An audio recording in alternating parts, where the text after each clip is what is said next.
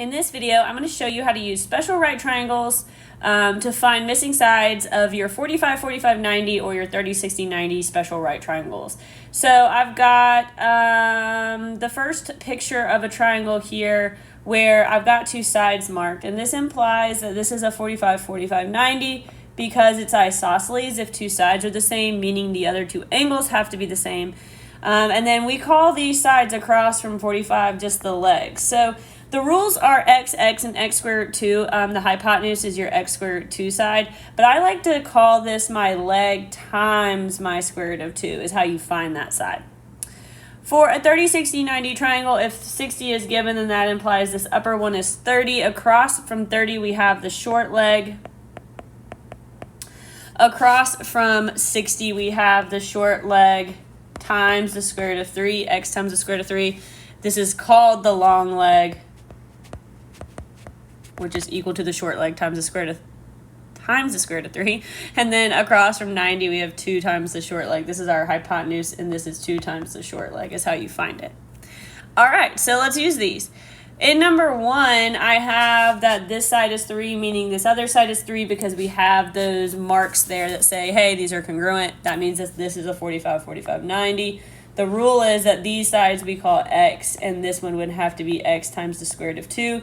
Since x is 3, that's our short leg. You just take, they're not short leg, it's just the only leg is 3. So then to find the hypotenuse, you just do the leg times the square root of 2, and that would be your missing side.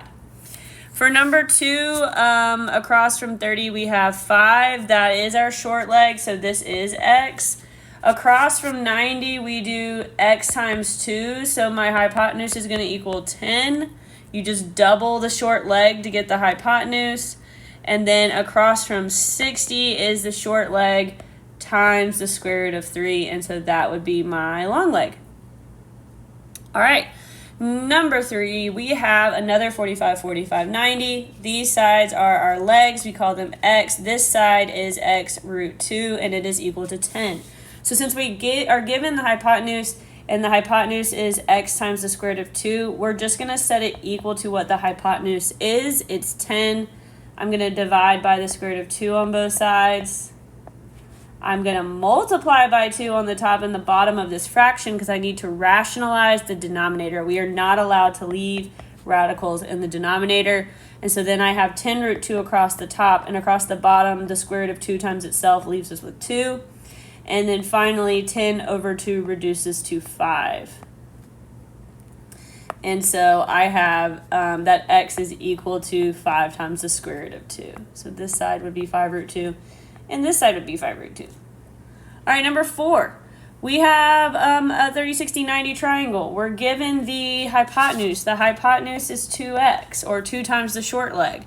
So if the hypotenuse is 2 times the short leg, and the short leg is x, then x will just be half, which is 6. The long leg is x times the square root of 3, and so it will equal 6 times the square root of 3 since x is 6. So I just took this 12 and I cut it in half since it's 2 times the short leg.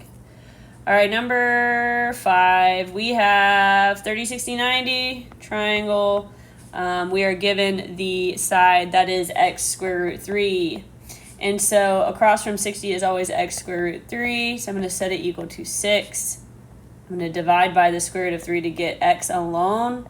And then I'm going to rationalize my denominator by multiplying the top and the bottom by the square root of 3.